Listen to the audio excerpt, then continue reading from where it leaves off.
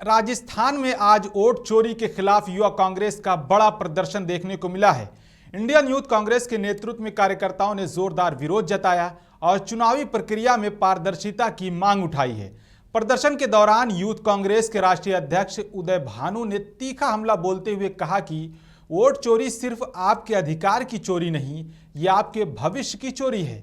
उदय भानु का आरोप है कि ये पूरा मुद्दा देश की लोकतांत्रिक प्रक्रिया को प्रभावित करता है।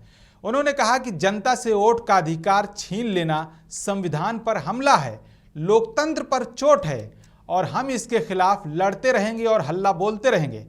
कांग्रेस ने चुनाव आयोग से मांग की है कि वोटिंग प्रक्रिया को लेकर उठ रहे सवालों का पारदर्शी जवाब दिया जाए और हर नागरिक की वोट की सुरक्षा को सर्वोच्च प्राथमिकता दी जाए।